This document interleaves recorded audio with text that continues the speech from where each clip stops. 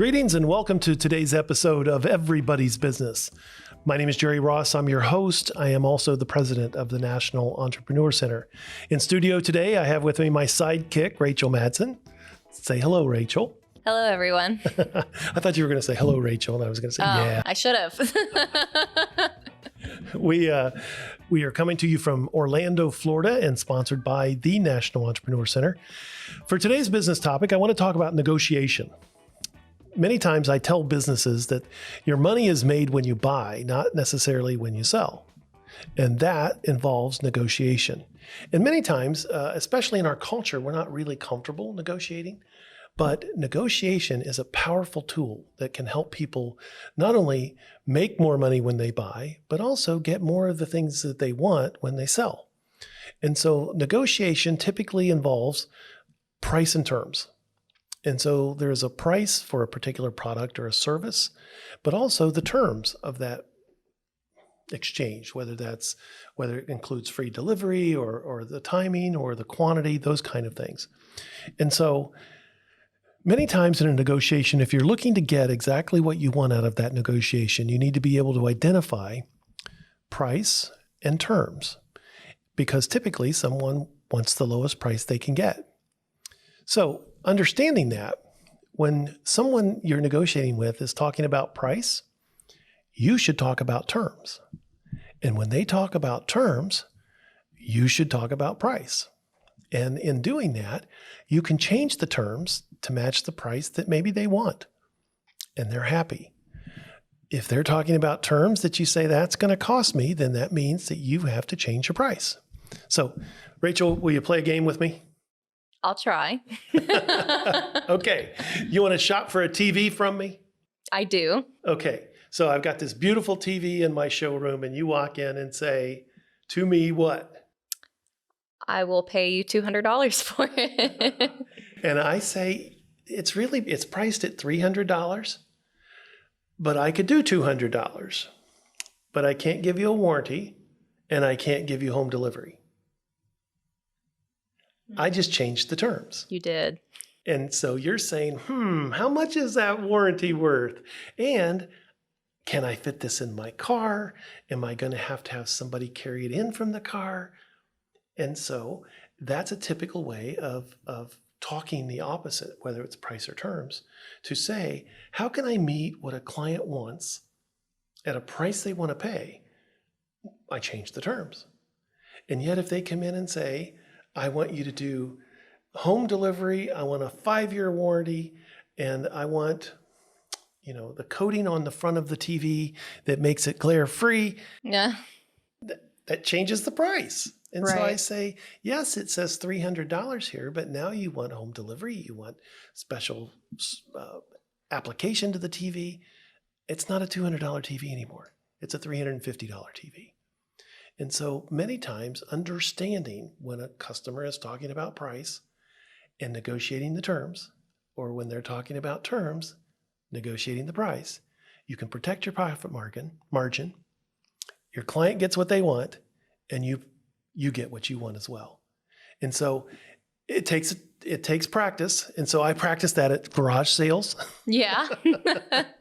And I go up and say, one word, would you take? And so when they say it's $20 and I say, would you take 10? That's a way of negotiating. I'm negotiating price. And they say, no, I really need 20. And I say, well, then would you throw in this? And I add something to the mix.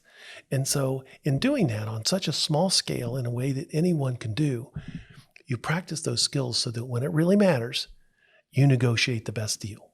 It's really smart. Can apply anywhere. Are you calling me smart? Yes. Well, let me tell you this. Everything I've learned from someone else. So always be listening, always be learning, because that makes you sound smart. And that's today's business topic of the day. Who do we have coming up for our interview? We have Shawn Flynn. He is a venture capitalist from Silicon Valley. Oh, don't go away. We'll be right back. The National Entrepreneur Center has made it easy for you to learn business principles from anywhere, at any time, with NEC Online. As a supplement to all the great resources at the National Entrepreneur Center, you now have free access to over 300 learning modules that you can access at any time. Thanks to the generous sponsorship of Wells Fargo and our partnership with The Lonely Entrepreneur, you can access this powerful online learning platform for free. Learn on your own time and at your own pace. Access product reviews and participate in weekly group coaching opportunities. Right now, the only thing missing is you. So check out our online learning platform today at nationalec.org. That's nationalec.org. Did I mention it's free? Greetings and welcome to Everybody's Business, podcast sponsored by the National Entrepreneur Center. I'm your host, Jerry Ross, and today we have a special guest for you, Shawn Flynn. And Shawn is an entrepreneur that has founded and grown a profitable education company. He's lived and conducted business in Beijing, China for over 4 years, and now lives in San Francisco, where he invests his time, experience, connections, and resources into the startup ecosystem. He regularly works with incubators, accelerators, angel groups, venture capital groups, and local governments to promote economic growth. He's helped several companies set up operations in Silicon Valley, but he has also helped Silicon Valley companies set up offices, partnerships, and funding relationships overseas. He's interviewed some of the biggest names in tech as the host of the Silicon Valley podcast, which, by the way, was named one of the top podcasts to follow in Silicon Valley. Shawn lives in San Francisco, practices Brazilian Jiu-Jitsu, salsa dancing, and has a passion for learning about languages and cultures. And it's my pleasure to welcome my friend, Shawn Flynn. Welcome, Shawn.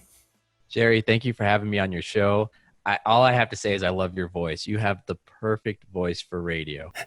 Well, I also have the perfect face for radio as well. And so I'm much better when people can't see me. How are you doing? I'm doing pretty good right now. There's a couple of fires going around California, the Bay Area, but at the same time, it seems that they're slowly becoming under control. And I'm looking forward for the rest of 2020. Yeah, it's been quite a wild ride so far, hasn't it? I mean, everything from COVID-19 and murder hornets to now fires, and we're looking at a couple of hurricanes here in Florida as well. Oh, nothing surprises me for 2020. Like, honestly, nothing.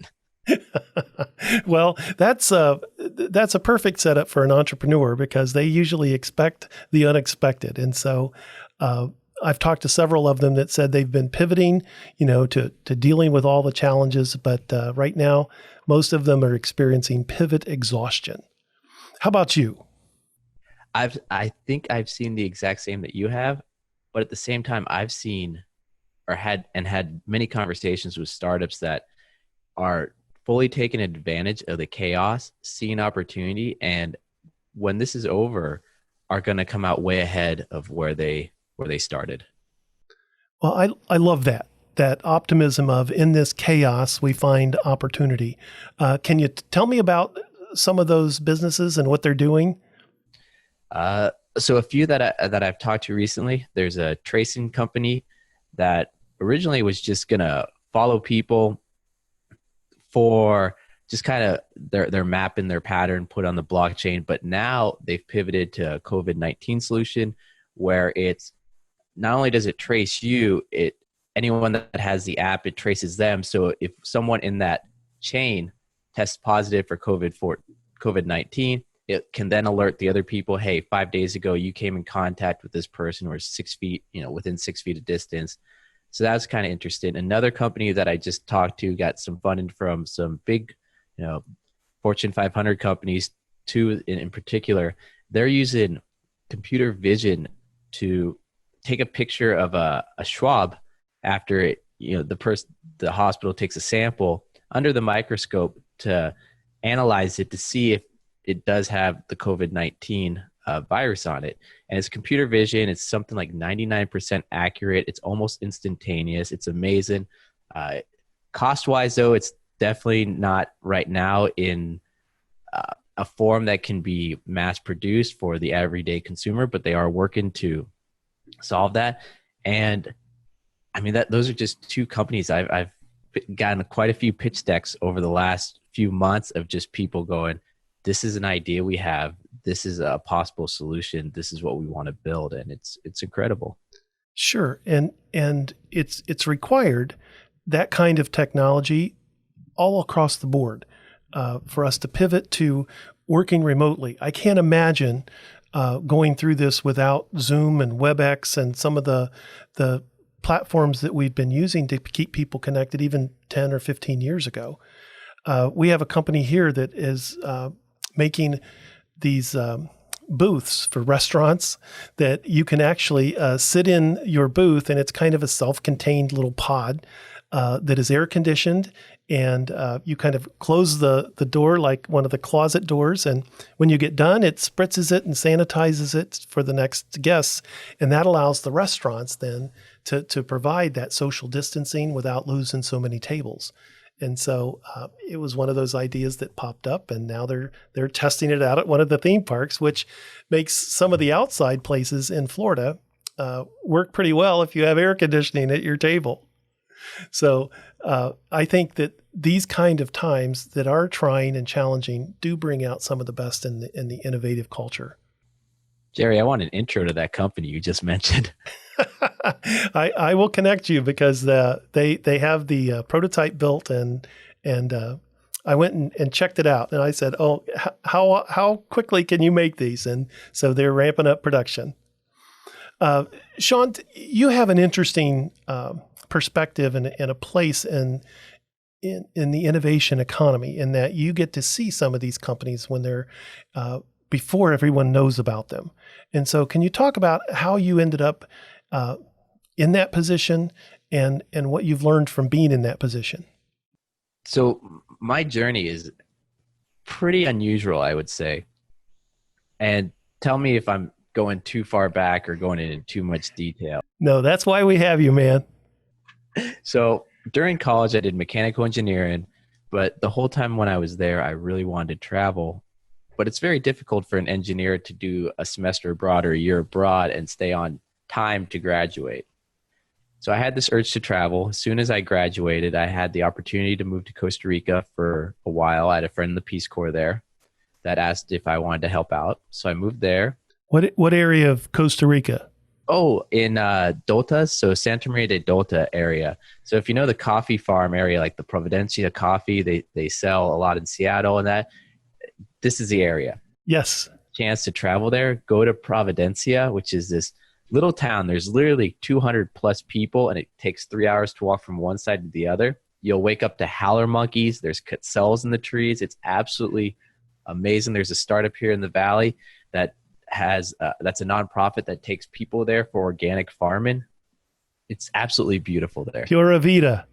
Hey, we go to Guanacaste usually, but we love to visit Costa Rica, and one day I would love to have a business there.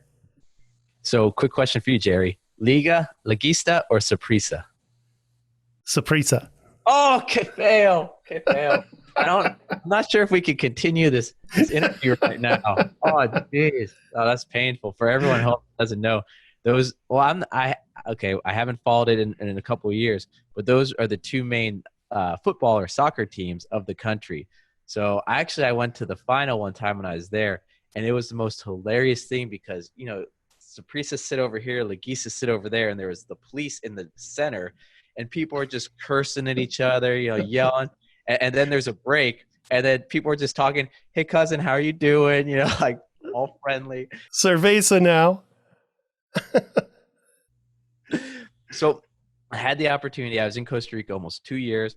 When I was there, I met a few people working in call centers, and they were teaching them Chinese with the hopes of, okay, they speak English. As you know, there's a huge English-speaking population there. 1 in 8 people work in the U.S., legally or illegally at all times. They speak Spanish, and they were learning Chinese, and the hope was that they could talk to half the world's population. And this was 2005 to 2007. And I thought, oh my gosh, I don't want to go get a job because all my friends from college were complaining about life, and I was having so much fun and I was learning so much that I thought, okay, my next journey is China. So then I went there. I thought I could do everything I did in Costa Rica in a year, you know, be self-sustainable, learn the language, learn the culture, learn a hobby. I learned salsa dancing in Costa Rica. I thought I could do something like that in China. You know, who knows, maybe sanda or something. but it's so much more difficult. It after the first year, I still was looking at a menu going, okay, I don't know what that is. I understand it's very difficult. I've not been yet. Oh, next, if you ever want to go, let me know. As soon as this thing calms down, we can get you on a delegation to go there. I We're there. contacts in almost every major city. So, and actually for any of your startups that are interested to expand in China, please let me know. We have, through the years, I've gotten some great government contacts, great, contacts in the VC area and entrepreneur, and I can help out quite a bit. Sure. So with that, I was in China for, close to 5 years, came back to the US. I grew up in Silicon Valley, just in the East Bay. So I actually grew up with a couple of these .com bubble people that you'd hear about, pets.com and all those. Those were my neighbors more or less, or kids in my class, their parents were working at those companies or founded those companies. So I was always in this ecosystem of Silicon Valley. So when I came back, it just kind of made sense to try to jump in. And actually, that was the only fit for me. The corporations, when I interviewed there, wouldn't hire me. They said I would get bored after a year and leave them. This was everyone I interviewed, ADP, sales. The list goes on and on of the companies that I got to the very end and the person said, I just think you're going to be bored here very quickly. You're way too creative to work here. You're too much of an innovator. You'll travel the world. You'll learn languages. You'll start businesses. I don't. Corporate America doesn't know. So from there, I entered the startup ecosystem, and they welcome everyone with energy and excitement. And I was at one startup, and like most, it ran out of funding. It was in operation for about 8 months. We just couldn't find the product market fit. We were importing a product from Korea. And in Korea, quick sales cycle. It was for coffee shops. It was just this portable battery charger that stacked on top of each other that could charge iPhones and Androids, that had QR codes and NFC. It was the coolest charger ever. And in Korea, it was a huge success. We brought it to Silicon Valley. We thought coffee shops would love it. No. Turns out the people that loved it were any VIP places. So the VIP boxes at stadiums, absolutely loved it. Our boss wouldn't let us, but strip clubs reached out to us and wanted it. But the problem with the Coliseums and those, the sales cycle is so long. So we were in talks for next season for everything. And we only had enough funding for this short amount of time. And after 8 months, it was, well, this pipeline looks absolutely amazing, but we're going to have to close the doors. We're going to run out of money. And that's what happened. So it was a shame, but a good thing in that time period is I got to meet a bunch of angel investors. And one of them, he's a world traveler. I traveled. We got on really well. The founder of Bay Angels, an angel group here that's been around for about 20 years. And I just said, hey, I have a lot of free time right now if you want me to vet some deals for you. And he's like, sure, why not? And with that was actually the greatest thing for me, because I got to sit in a room day in, day out with these angel investors as they were critiquing deals, and I was doing write-ups. I was vetting companies. I was giving my feedback, and they would just shut me down and tell me how wrong I was with everything and saying, you missed this. You wasted my time by introducing me to this company. I've told you not because of these reasons. Hey, my friend invested in this company. Why didn't you bring him to me? He fits my investment thesis because of these reasons. And every day I was getting information from these people that have been in the Valley their whole careers. And I loved it. I absolutely loved it. What a great way to learn. I mean, being in the room where it happens, you get to listen to people that have that kind of experience, and that's how you learn. And so what a great opportunity for you. And through that, and the best part is, these people that are CEOs, founders, high net worth individuals, sometimes their filter is not there. And that's when you learn so much. That's pretty diplomatic. One of my favorite best learning experiences ever I'm true story, 100% true story. I did this full write-up on this one company, and I was thinking, this is, the 100 companies I've seen this last month, this one's gold. This one, everyone's going to love. They're going to be so happy. Did this write-up. I gave it to, one of the angel members. The next day he calls me up. He's like, Shawn, that write-up, oh my God. Me and a couple of the guys last night, we were at the bar for an hour just talking about it. And I was like, really? He goes, we've never laughed so hard in our life. I was like, what? He's like, that company's a disaster. Didn't you think about this? I was like, oh yeah, the market pivoted and that's obsolete now, and the patents won't actually stop anyone. I'm sorry, guys. What did they do? Install payphones? It was an insurance tracking app for Yes. wearable, and I thought I knew the market, but I didn't. And after he told me, he then, after laughing at me for a while, really broke it down what they were talking about, what I missed, and I'll never forget it. It was a great experience. Sometimes it's in those failures that you learn the most, and and you're right, you never forget them. Yeah, and then from there, I started brokering connections between the Angel Group and some of the Chinese accelerators and incubators coming to Silicon Valley, because it was old connections with new money. And then I pivoted and I started working with a global incubator chain. And then from there, it was going back and forth between here and China every other month, taking companies, helping them with their operations, getting more entrenched in the startup ecosystem at that stage of the company. And now this last year I've pivoted. I'm now at an investment bank, helping companies raise funds, helping people with shares of pre-IPO companies sell them on the secondary market, and just a lot of things, but still all in that startup ecosystem. And that's almost one of those things where it becomes the thing that you live for, is to say, I know there's a gold nugget in here and I'm going to find it.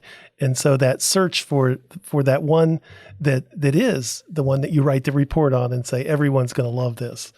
This is Everybody's Business, sponsored by the National Entrepreneur Center. I'm Jerry Ross, your host, and we'll be right back.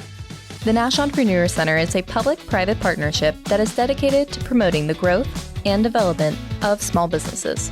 The center is home to a variety of independent nonprofit organizations that offer free business coaching, low-cost business training, and powerful networking opportunities. Since 2003, the National Entrepreneur Center has successfully provided economic development through small business development. Anybody can connect with the National Entrepreneur Center by visiting the website at nationalec.org. That's nationalec.org to connect with resources that are great for everybody's business. So tell me, what advice do you have for an entrepreneur or an entrepreneurial company that's saying maybe it is time to go raise venture capital? What are your words of wisdom for them? I got a lot of words. I know. We have some time, and maybe this could be a two-part. So 2 things. One, have you already started building your network?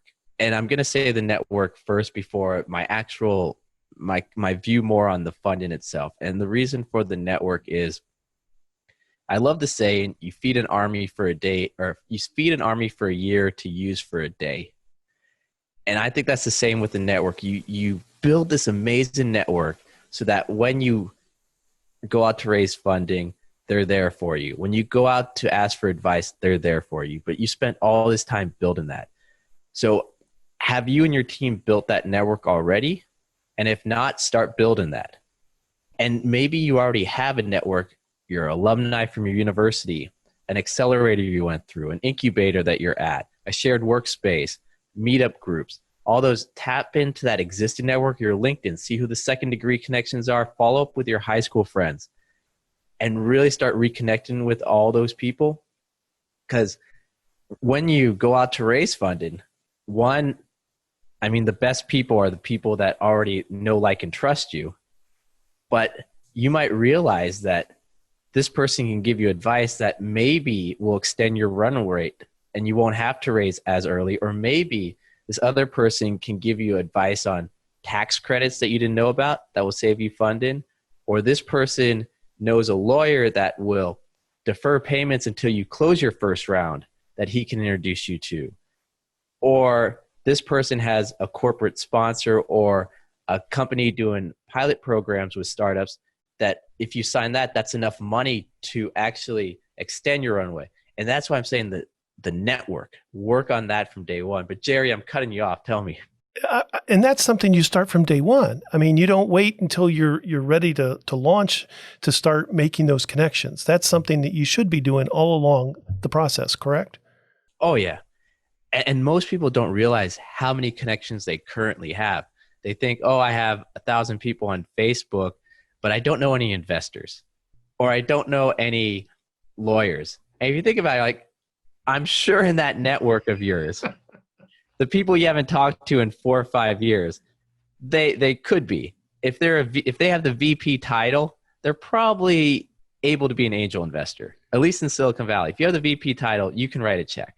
Right. And you made a good point there by breaking that down into smaller categories, because sometimes when you go up and say, I've got a business opportunity, who do you know?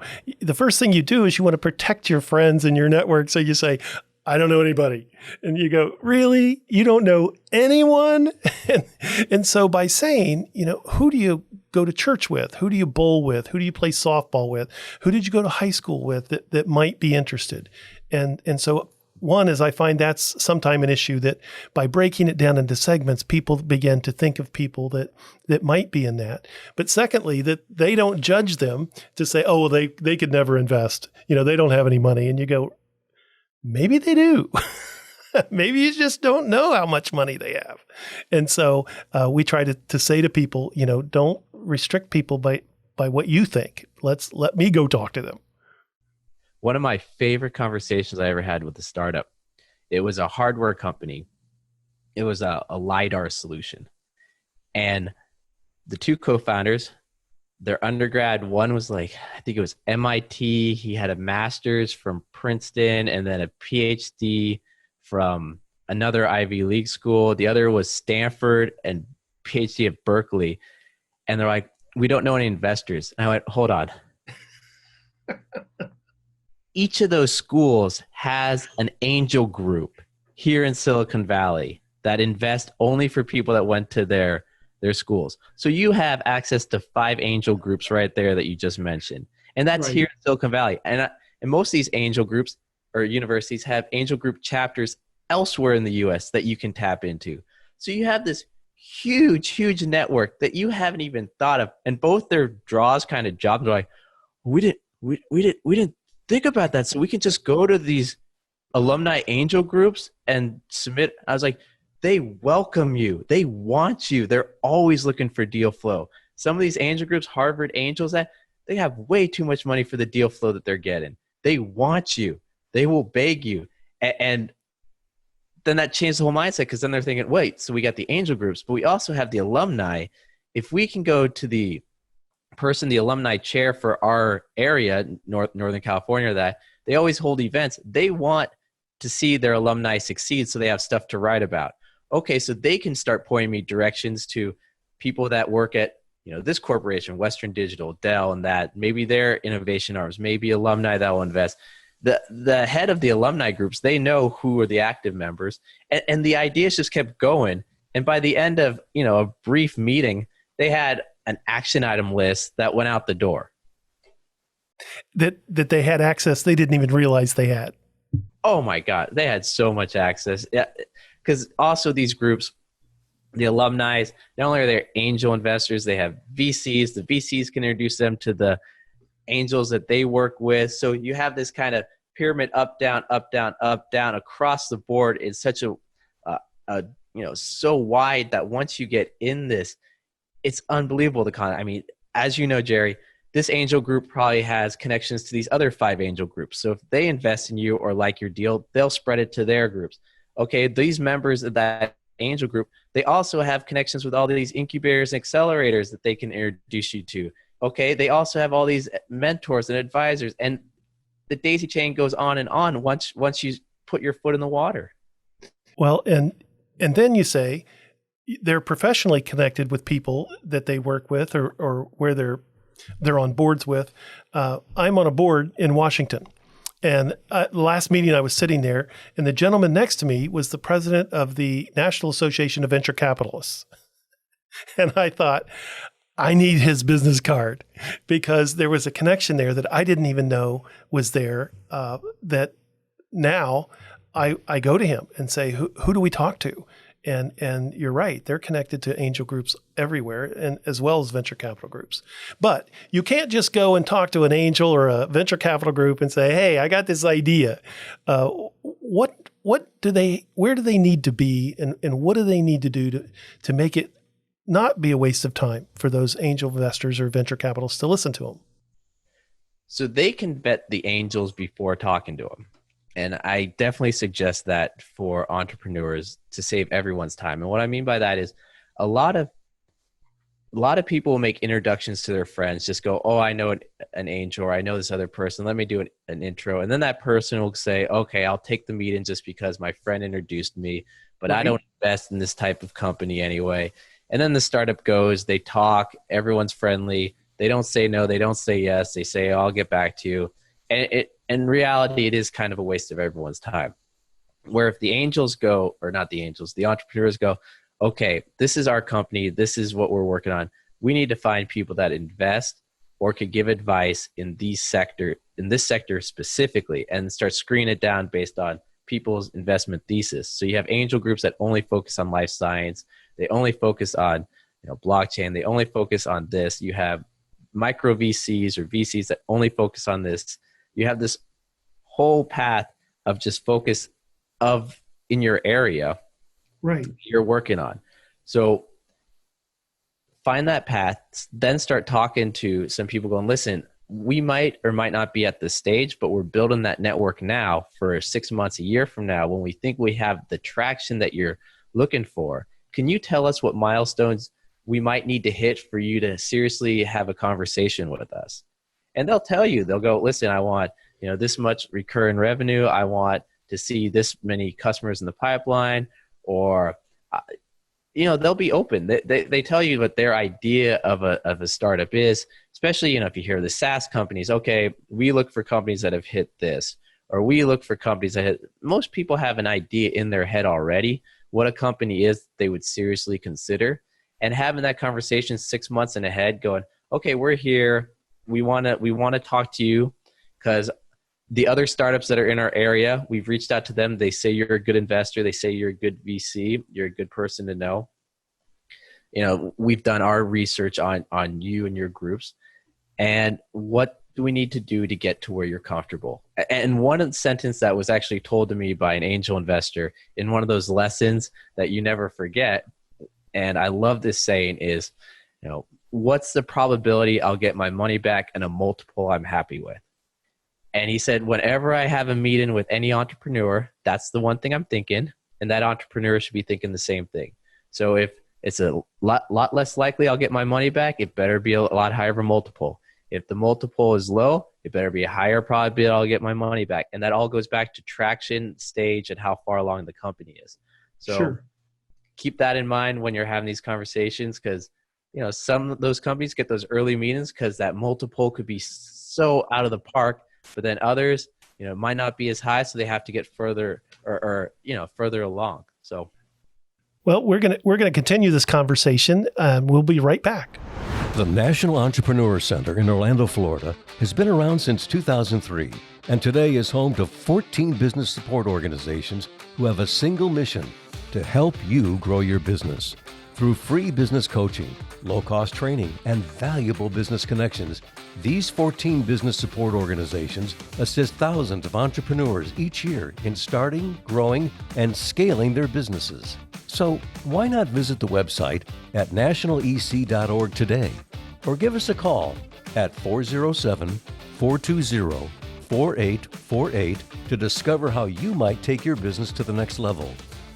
And by the way, the National Entrepreneur Center is funded entirely through local sponsors, which include Walt Disney World Resort, the University of Central Florida, the City of Orlando, and Orange County government, just to name a few. So let's get connected today and get growing. Check out our website at nationalec.org. We're back with Shawn Flynn from Silicon Valley. We're talking about venture capitalists, angel investment, and all kinds of other things in between. If you are an entrepreneur looking for venture capital and angel investment, this is the guy to listen to. He's been there, done that, and been in the room where it happens. So, Shawn, give me the do's and don'ts. So we're talking about some of the things that someone needs to do to attract an investor, and thinking about really putting your headspace where the investor is, to say, how quickly am I going to get paid back and in what multiple? And so if you gear your presentation around that, what are some other things that they need to do to make that worthwhile, but maybe some things that you've seen that people shouldn't do? Well, first off, be coachable. So any advice they give, any advice anyone gives, listen to it. Because the one thing that will end the meeting quicker than anything is if you argue back, or if you think the person doesn't know what they're talking about and say it to them. Or even if you don't have that relation with your co-founder and you and the co-founder in a room. I was actually in a room once where the co-founders argued with each other. Not a good sign. It was, so you're the CEO? Yeah, I'm the CEO. No, I'm the CEO. Wait, what? I want my name first. So obviously there's a disconnect there, but I mean, being coachable, I think that's one of the biggest deal breakers for most angels VCs, because they think, listen, I have a 40-year network in the Valley here or in the angel community. If you're not coachable, I can't introduce you to anyone. If I can't introduce you to anyone, how could other people introduce you? So how could you grow? Because through experience, people know that network, that leads to the growth of the company. There's going to have to be changes. There's going to have to be new people involved. And if there's fighting, if there's pushback, if they're not cooperative, if they're not open-minded, they're going to be replaced. I mean, how many CEOs get replaced after the company goes from 10 people to 50 people because they can't adapt with it? They're not open-minded. They don't have that mindset. So be coachable, be open-minded. So that's one thing. Hit the milestone, or have that plan in place to get to milestones, which the investors in that sector you're in want to see happen.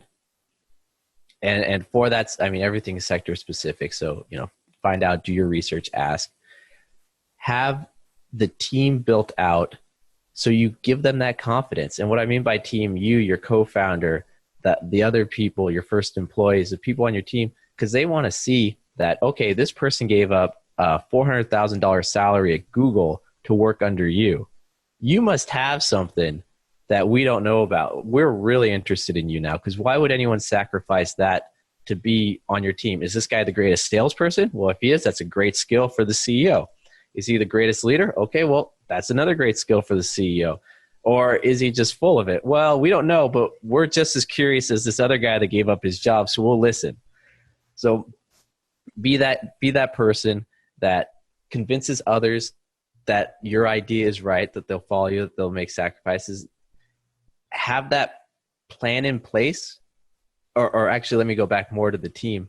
The mentors, the advisors, that's a huge part, I would say, especially early stage, because I look at it going, and this is another instance. I love citing examples that made an impact on me whenever I talk to other people. Sure.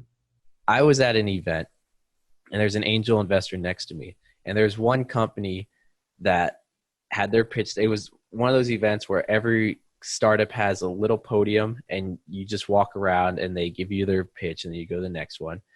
And this one angel investor next to me was really into this company, and you could just tell he was asking questions, really diving in. And one thing I actually like to do is I'll ask the angel investor, and I'll take him to the side and go, hey, could you tell me what you saw in that company? Because, I think I might have missed something. Because to me, it just seemed okay, but, you were really in it. What caught your eye? And the guy told me, he's like, they're advisors. I was like, okay. I mean, they seemed impressed. He goes, I don't think you understand. So there's 5 companies in that space, and one of them just acquired a company exactly like that. So the other 4 companies are going to have to acquire exactly a similar company. And if you look at their advisors, they have 6 advisors. 4 of them work at those companies that, one at each of the potential companies that would acquire them. And so I want to find out, how far away this company is to the stage that these corporates would acquire them. And I would factor that into my, in my investment thought into the company. I was like, that is smart. I never thought about that. Sure. Who told you that? Right? I have those mentors that I say, how did you learn that? And so it's those aha moments that make us better at what we do. Yeah. So, I mean, he saw the mentors. The mentors were into this company. They saw an exit, a big win. So they knew what the corporates would want. They were guiding this company to that. The playbook was all there for it. So the team, the advisors, that's huge. I mean, get everything you can before going to back to that confidence. If it can give more confidence, that's huge. And so other than not arguing with an investor and not arguing with your partner, any other things that someone should avoid and never do? Lie. That's the biggest thing. Yeah. And so while you may believe it, it's got to be facts. If you don't know something, when you have a conversation, just go, I'm sorry, I don't know, but let me find out and get back to you as soon as possible. I'll do my best to get it back to you the next 24 hours. I've seen people, just put advisors on their pitch deck that weren't advisors. And of course, you call them up and go, hey, how's working with this company? Who? What? Who is that? I don't know what you're talking about. That's my sister's nephew. How did he get my name? Well, let me move on to, first of all, before I move on, so there is money out there. There's venture capital money. There's angel investment money. They're looking for good investments. So that segment of the economy is still alive and well and operating throughout the country. Is that a good summation? I would say there's a lot of money on the sideline right now. Wait in a little bit to see what happens. But at the same time, they're looking at deals. And instead of having, a couple meetings a day, there's a lot of people that are just doing back-to-back Zoom meetings, just firing them off. There's more open, I would say, to less geographic restriction. Prior, there's a lot of people that said, I only want to invest in companies I can drive and sit down with the founder for coffee. Now everything's going online. I'm organizing a pitch event later on with a group from Ukraine that's pairing up with an angel group here. There's a lot of interest because people see a lot of companies being disruptive. I mean, look at banking and the banking industry. You have these huge banks that are working on 40-year-old technology. And you have all these young fintech companies that go, okay, the regulations have been stopping us from doing trials, but they're making exceptions now because of what's going on. Let's start implementing this. You have so many telemedicine, telehealth. I had a conversation the other day and they said, we're packing 5 years of technology adoption into 3 months. And you're like, gee. We have seen that in that here at the National Entrepreneur Center, a lot of times folks would say, I want to come and I want to meet with a coach. I want to drive down to the center. I want to sit down and share my information face to face. And with COVID-19, we have had to pivot to remote coaching. And so thank goodness we had the technology and that our coaches were comfortable doing that. What we have seen is a huge a sea wave of adoption of clients saying, I don't have to drive down and meet someone. We'll do it on Zoom. We'll do it on the telephone. And not only has that saved a lot of time, but it's been more efficient and it's been more effective because now we're reaching more people than ever before. I'm just amazed at Silicon Valley right now. Every week, at least one person I know is moving out of Silicon Valley to areas where they can have a backyard. So there's so much talent right now from here that's spreading across the US. It's going to allow for so much more opportunity. There is going to be that guy in your backyard that used to be an expert here that now lives in North Dakota or Kansas or Orlando. In Orlando, we have great weather, except it's a little hot in the summer. People. It's a little more humid than San Francisco. Let's touch on COVID. Thoughts on COVID? That's interesting. We could talk about this for the whole day. One thing that I'm a little worried about, actually, digital currency. I think this accelerates that. For a while, I thought we were going to move to a digital economy. I know China's really pushing it, especially the One Belt, One Road initiative. I could see after their full implementation right now, I know a lot of people have been talking about getting stimulus checks late and things being misplaced in that, and a digital currency would solve that because instant transfers. But I'm really worried about having everything monitored and every transaction controlled. So I'm worried about that, but I do see that moving forward. They have Bitcoin ATM machines in Brazil now. Wow. That's crazy. And it's all digital. So I see that coming out of COVID. I see telehealth finally catching up to the technology, people accepting it. I just talked to someone that hurt his shoulder while this whole thing is happening, and just did a FaceTime with the doctor. They're moving it. The doctor says, okay, 45-degree angle, no 30. Okay, these are the exercises you'll have to do now for this long. Never went in person, just did it over the phone. And I know a lot of telehealth companies that have the technology, have been pushing for it, but it's just slow adoption. I see that catching up. I see just a lot of these technologies that people are resisting because they, the old way is the easy way. Right. Nobody likes change. But I tell you what, I did my first telehealth appointment, and I sure enjoyed not sitting in the waiting room with a bunch of sick people for an hour waiting for the doctor. And so when they said the doctor's here, I was there in my house, and there weren't sick people around, and I didn't have to wait an hour. And so I looked at it and said, hey, this worked for me. Yeah. No, it's great. So telehealth, banking, transferring money. Oh God, what else is there? I'm trying to think of the others. I mean, just the list goes on and on. I don't think there's any sector that isn't gonna have experience where it could either benefit or Retail, transportation, restaurants, all of them have pivoted to saying we've got to find a different business model, and it's happening. As we go through this year of the pandemic, many of us thought that would only be maybe a few weeks, maybe a month, but now that it's gone on for months, people are realizing that maybe we're not going to be doing business the way we used to. Maybe business has changed forever. Whole workforces have pivoted to working from home. Schools closed, businesses closed, live events canceled. COVID-19 has pretty much turned our daily lives upside down.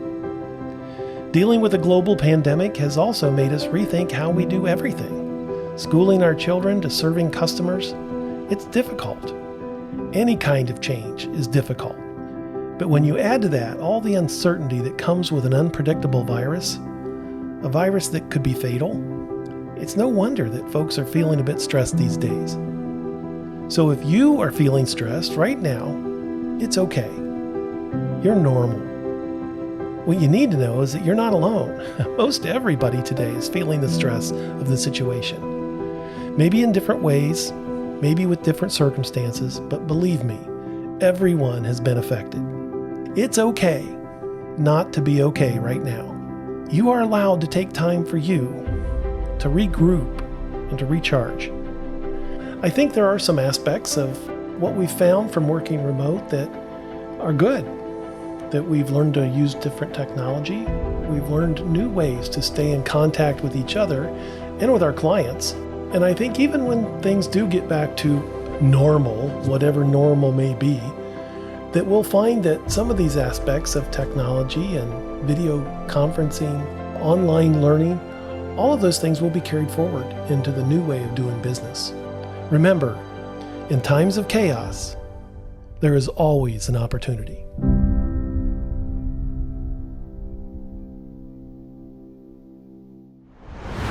Let me talk about your life journey.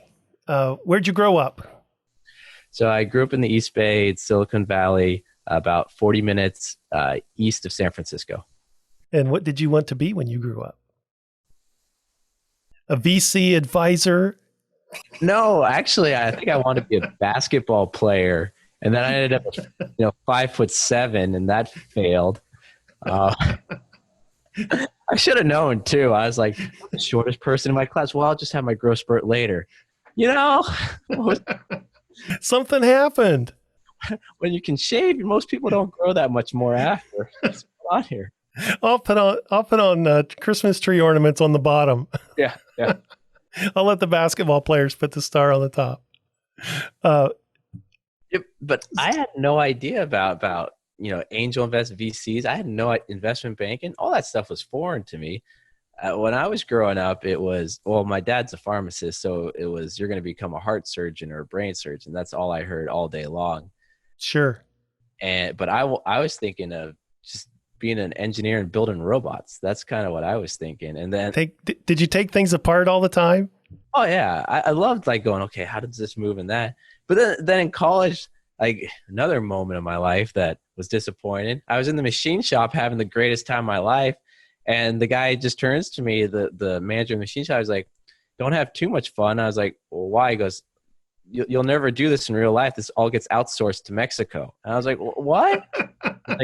You're going to sit in front of a computer the rest of your life, kid. And I was like, that is horrible.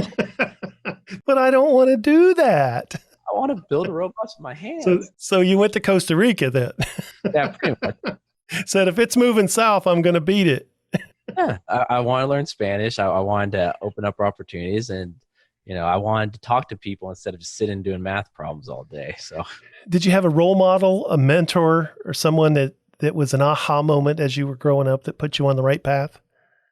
Well, my path had always changed growing up. For mechanical engineering, that was Roger Warney. He was a mechanical engineer at Lawrence Livermore Lab. He was my pole vault coach. And he would always tell me stuff like, we're working on this, but I can't tell you because it's confidential, but it's a laser. And I'd be like, what?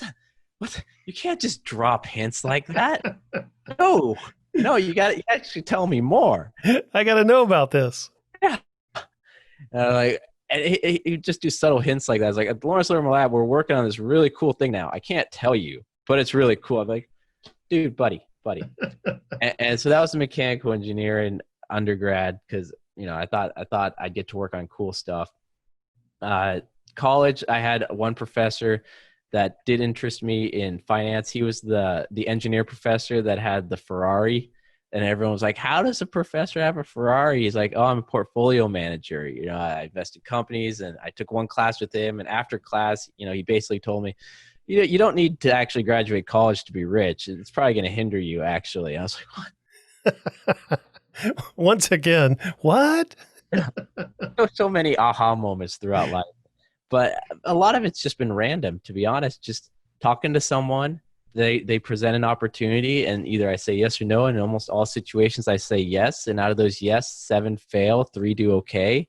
And then it keeps going. I mean, right now, if you look at my LinkedIn, I'm advising a couple companies on a couple boards, working on a couple projects. And it's mostly because I've said yes to everything. And some of those, many of them fail, either the companies, the board, the event, whatever, but a few keep going.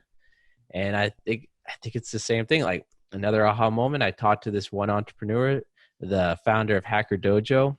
They have groups all around the world. And basically he told me, he's like, listen, 1 out of 10 startups make it, the rest fail. I knew I was going to start 10 companies. So the first few failed, and then I got this, and now it's, taking over the world. He raised, a huge fund and a lot of stuff, but he had that mindset. I'm just going to keep failing until I make it. That's it. And that's kind of what I've been doing with a lot of things. If you'll notice, if I didn't even tell most of the companies I've worked for, but they pretty much all failed at some way or the other. I mean, in China, I had 2 failures before one that did good. So you failed your way to the top. God, failed, cried, kicked. I've been there. I know that song. and it's a terrible song, but in the end, it's beautiful music. I'm a poet as well.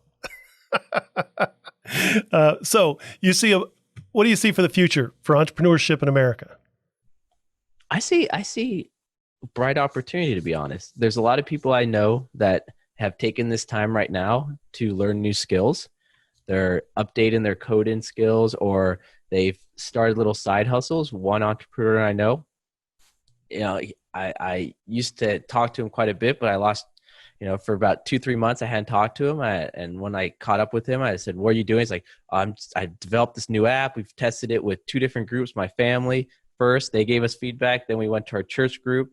They gave us feedback. Now I'm doing the diocese, and they're giving feedback. And then 3 months from now, after I've taken all this feedback, we're going to start going out to angels. I was like, wow. So there's a lot of people that are fully taking advantage of this time to move forward. There's other people that, like myself, I think I've gained 6 pounds. But besides that, I see a lot of opportunity because, one, there are a lot of established companies that now see holes in their system that need to be filled and are more open to outside help. I see companies or countries around the world that used to rely on natural resources go, oh my gosh, we have to start implementing technology if we want to have a future. That oil, when that went negative there on the futures contract, there's companies in the Caribbean that I know said, listen, we know we have to diversify. There's people that are relocating to cheaper cities, even other countries, that are going to take their knowledge with them. I mean, there's that. Even people move to, or want to move to Kenya or Nigeria after all this, that say, listen, I want to start an accelerator program. I want to start an incubator. So I see globally the opportunity for the entrepreneur communities to grow, especially now as everything is so much more connected online and people sharing ideas and the resources that are there. There's going to be great stuff.